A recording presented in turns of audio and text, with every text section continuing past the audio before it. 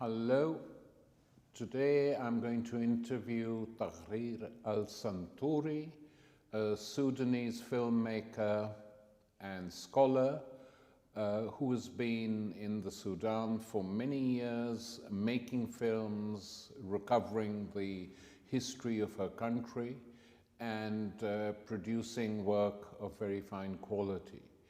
The Sudan is a country which only comes to life for most people in the West when there's a crisis or a civil war or a tragedy or a disaster. It's a country which is never discussed dispassionately, and conflicting narratives about this country dominate Western thinking when indeed they think about it. How should this country be seen? Whose country is it? And what is going on there now?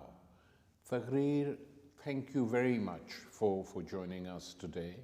Just give me a brief account of the Sudan today, and then we'll delve back into history. Today, well, Sudan is a recently partitioned country. In July 2011, South Sudan Republic was officially formed. And so now we have two Sudans. We have North Sudan, or just Sudan, and we have the South Sudan Republic. Of course, the partition came at the end of a very long civil war. Sudan has been at war ever since its independence in 1956. But this second phase of the civil war between North and South Sudan lasted for 20 years. Let's go back now to the colonial legacy, because Sudan was, of course, occupied by the British. It was a British colony during the days of the British Empire. What was the legacy? Well, Sudan was called the Anglo-Egyptian Sudan, and it was a joint colonization because it was the Egyptians and the British, although of course in effect it was the British who were administrating Sudan, and so it was administrated as the entity we had before partition, and there was an uprising. When the Sudanese, there was a popular uprising by the Mahdi, and the Sudanese, it was remarkable because Sudanese from all different parts of Sudan, all the different tribal groupings from the east, the Bija, from Darfur, the west of Sudan, the Four and the other Darfuri tribes, and then from the north, they all came together under the leadership of the Mahdi and wanted to expel colonial rule.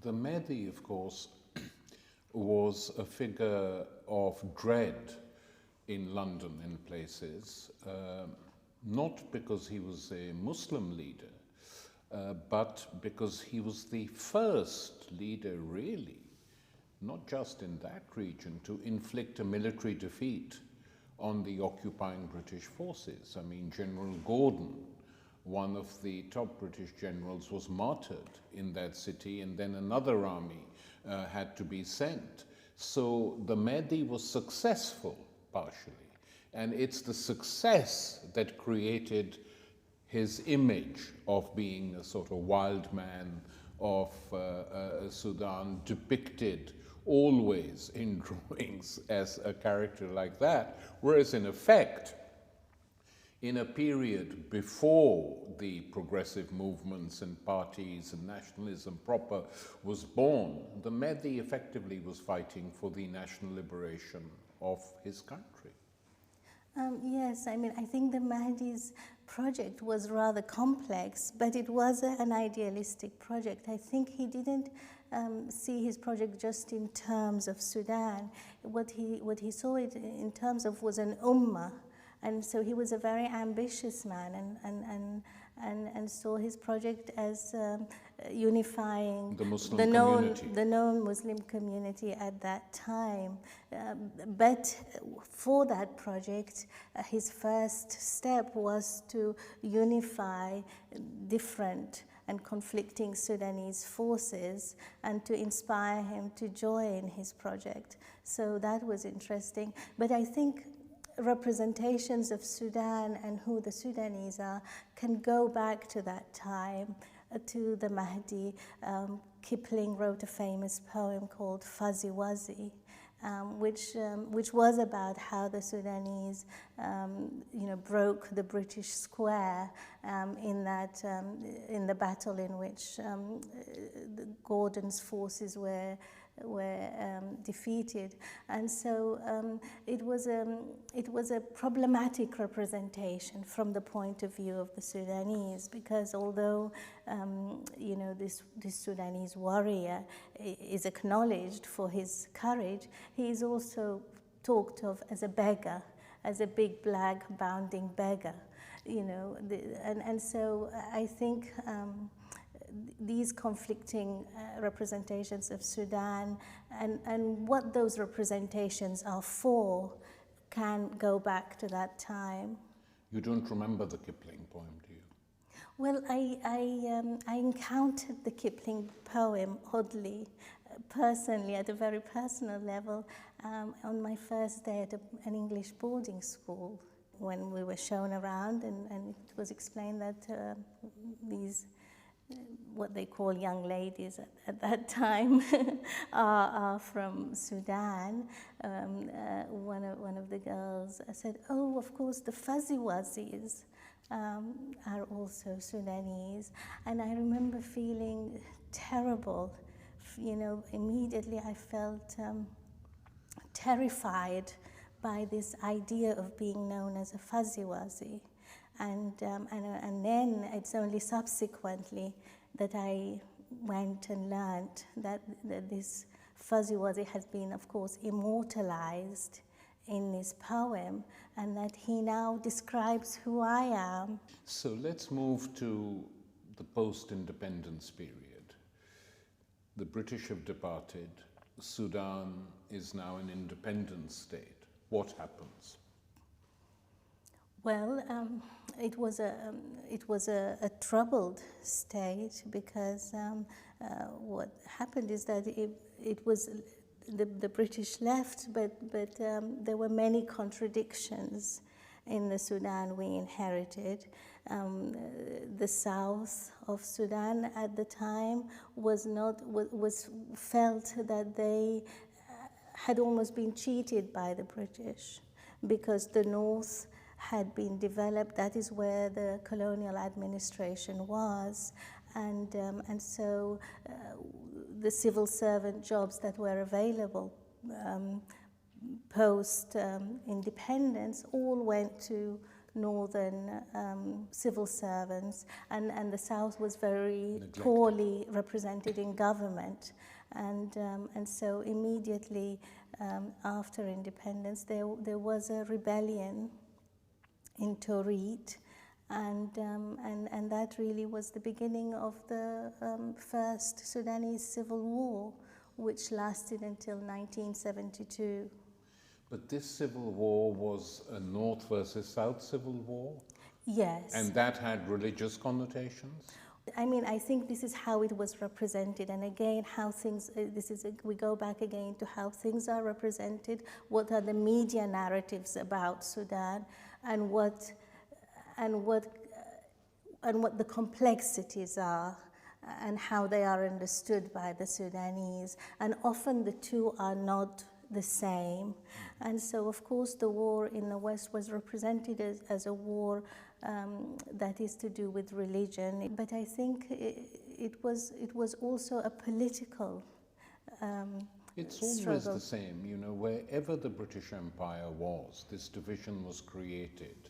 A particular section of society, certain social layers, regionally, were privileged, and once the British left, that created mayhem. You can see it in Cyprus, You can see it in Ireland, you can see it in India, Pakistan, you can see it in Sri Lanka with the Tamils and the Sinhala people. The pattern, the colonial pattern, is virtually the same. It takes different forms, but it is basically dividing the original population and having a privileged layer within it, which leaves, problems which can't be solved for decades, if at all. Many of these old colonies are still facing problems. When you say that a civil war started immediately after independence in 1956, what form did it take? Was it an armed conflict?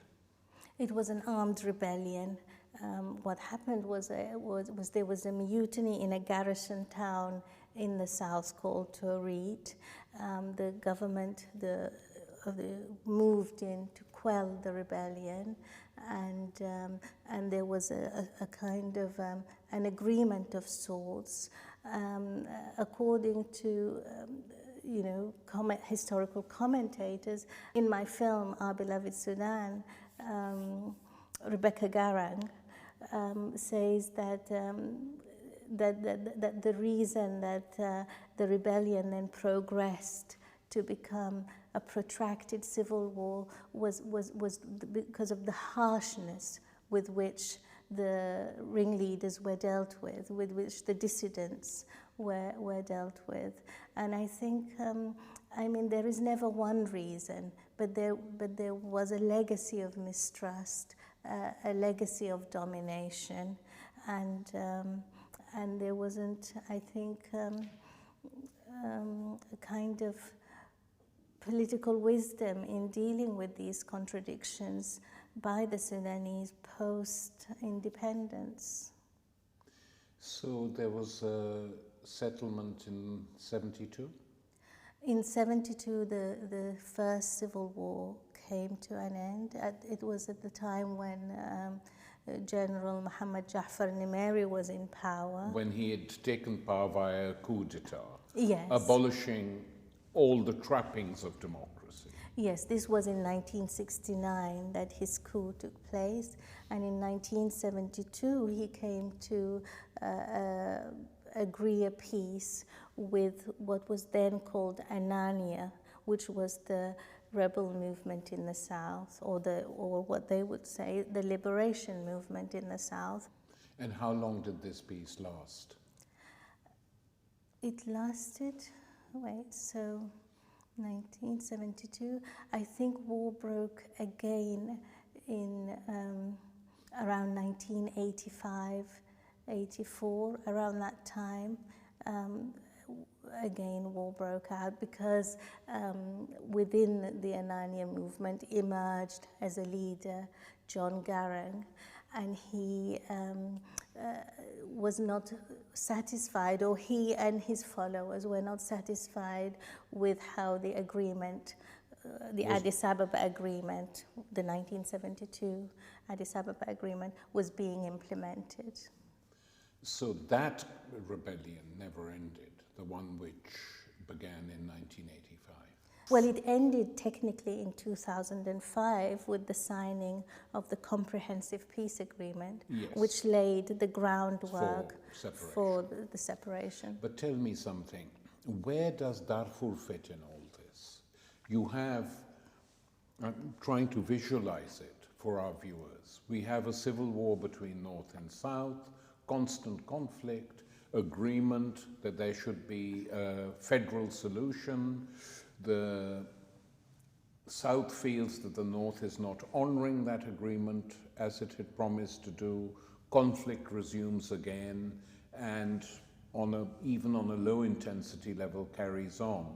And then in the early years of this century, you have a movement, if you like, within this struggle in Darfur, which attracts a great deal of attention in the West. What are the origins of the Darfur conflict? Well, I think Darfur came to the public consciousness, or to the Western public consciousness, in 2003, when there was an armed resistance that emerged in Darfur. But I think its roots go much further.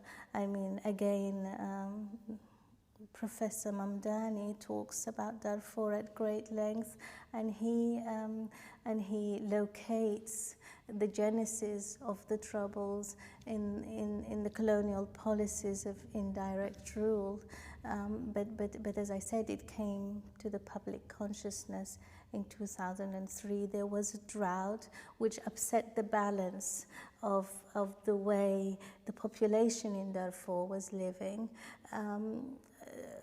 Armed militias where the government recruited armed militias, what we now know as the Janjaweed, to quell the resistance. I think the Janjaweed were recruited even before this current government, this current Islamist government came to power in 1989. So that project had begun, and of course, I think one of the unintended consequences of it was an escalation and a militarization of the struggle in Darfur. So again, I think this terrible lack of wisdom and lack of far-sighted analysis of the consequences from our political leadership in Sudan that results in situations of conflict becoming chronic rather than being resolved.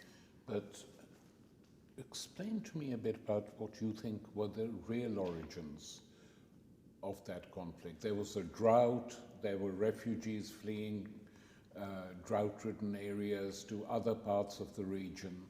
But what were the mechanics of it? I mean, I think it's power is at the heart of these things, because a lot of the significant members of the Darfuri resistance leadership were already members of the Islamist political grouping, which is called the Inghaz. And they broke away, and I think it was to do with reaching the seat of power and really comprehending fully that there is a glass ceiling if you are not a Sudanese who is of the northern Arab Riverian tribes. You reach a kind of glass ceiling, and I think it was perhaps that realization that it's almost like Sudan has to be reimagined and reconfigured to reflect its demography. And did the Darfur conflict, therefore, play a big part in what was to happen not so long after, i.e. the split in Sudan? Well, I think the Darfur was taking place in tandem, because I think they are two separate issues. The South Sudanese have always, since the colonial period, there was an ambivalence about what this entity, geographical entity that is now what we know as South Sudan Republic, whether it should belong in this entity called Sudan, or whether it should be an independent state, or whether it should be part of Uganda. These were discussions that were taking place before the independence of Sudan. The British actually were not sure what to do with South Sudan, where it should fit in, where it should belong, and it was a last-minute decision to include it in Sudan. And so, it was a troubled region, and it was a region that had always had elements of it that understood their nationhood as separate. Whereas the Darfuris, I think, it's a different issue. The Darfuri resistance is not a separatist movement.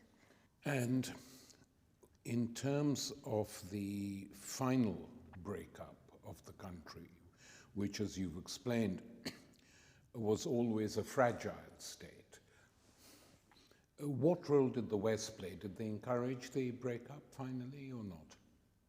I mean, of course, there is a school of thought that sees all of our troubles as linked to that legacy of colonialism. And of course, the colonial legacy had a part to play. Of course, especially in the engineering and of the CPA, the Comprehensive Peace Agreement, this was an agreement that was, conceived by IGAD, but in partnership with the Americans, the Norwegians, and the British. So of course, there are regional factors, there are geopolitical interests in the fate of Sudan. But as a filmmaker, when I went to tell the story of the partition, I really was interested in the internal dynamics that led to our fragmentation. In a way, I was interested in those because I feel whatever we've inherited as a legacy, what have we done with it? How can we be responsible? And that was a central question in all of my work, actually, not just our beloved Sudan. And how has South Sudan been since it separated and became an independent state? Some of the reports that we have had are that conditions are in some areas much worse than they were before. Definitely. I mean, I think definitely, the euphoria and the high hopes of independence have not been realized. And I think, now it is up to the friends of South Sudan that have, to stand by that troubled country until it can stand on its own 2 feet. And of course, in Sudan, there were people who, in the Sudan, the North was very sentimentally attached to the South not leaving, and there was this very sentimental, we are brothers, it's impossible. For many people, the idea that the South will go its own way was difficult to conceive. But for South Sudanese, that was not the case because, they voted overwhelmingly for separation. Now, I don't know,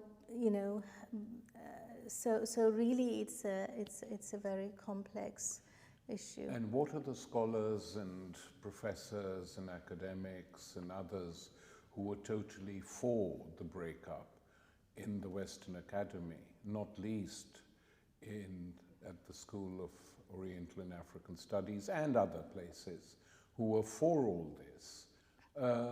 Do they write about this subject now? Do they follow the situation going on in southern Sudan?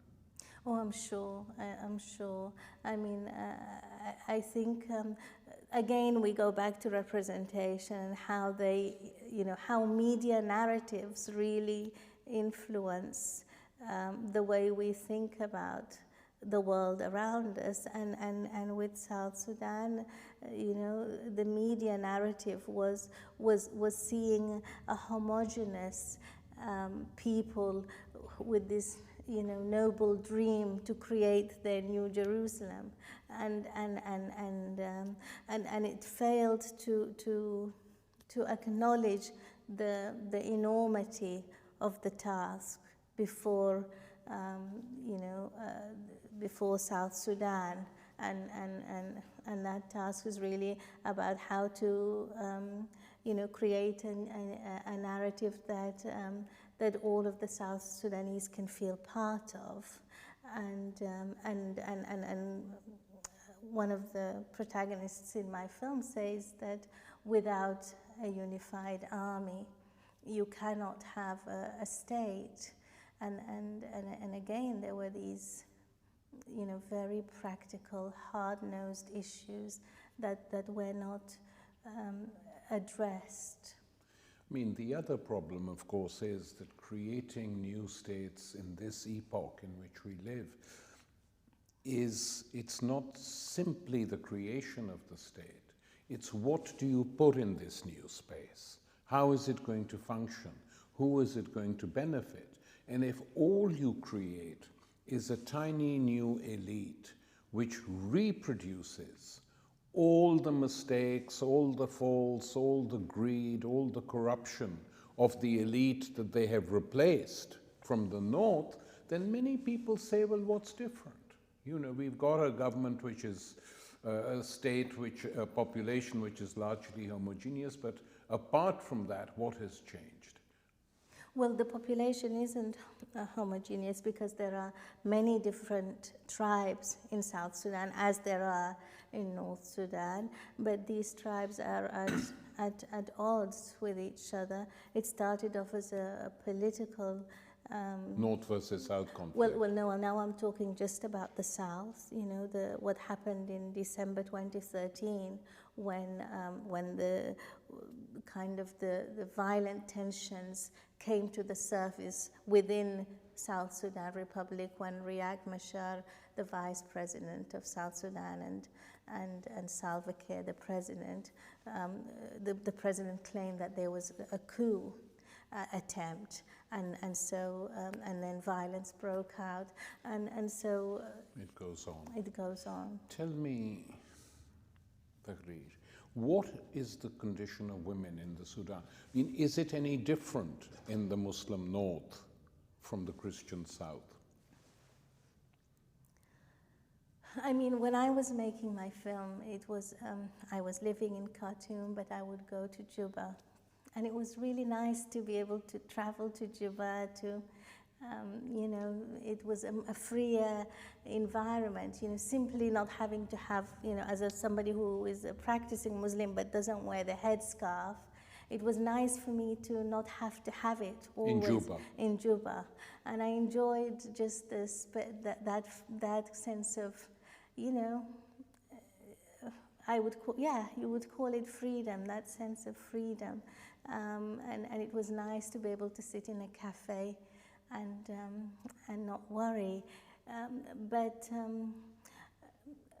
post, I mean, I think the situation of women in war is always bad. And what's happened in South Sudan with the recent outbreaks of violence to women is, of course, terrible. And it's a reminder how, even where in a place where women are relatively secure and free in peacetime, the situation can turn around very fast when law and order breaks down.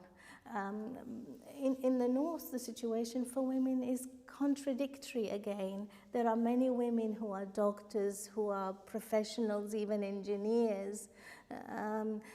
And so women have degrees of independence. In both parts. Well, now I'm talking about the north. Right. But all of their lives are very carefully regulated. And in order to be able to function, you must conform to ideas about what is proper female conduct. You know, and so you feel very watched and very regulated, but within that framework, you are also quite independent and free. The regime in the north currently is an Islamist regime. Any chance that it might change soon? I mean, I think that's a very difficult question because it depends on so much. I think, I mean, we've seen the popular uprisings in the Arab world, and they haven't brought about clean regime changes. But did that happen in the Sudan as well? No, I mean the Sudan. That's what I'm asking. Yes, the Sudan did not. I mean, of course, there were moments of resistance, but they did not become a big movement. A big movement like they did in the other parts of the Arab world. But regarding what will happen to this regime, it's difficult. It's difficult to say. It's difficult. Well, thank you for enlightening us, and we will return to this subject again. Thank you.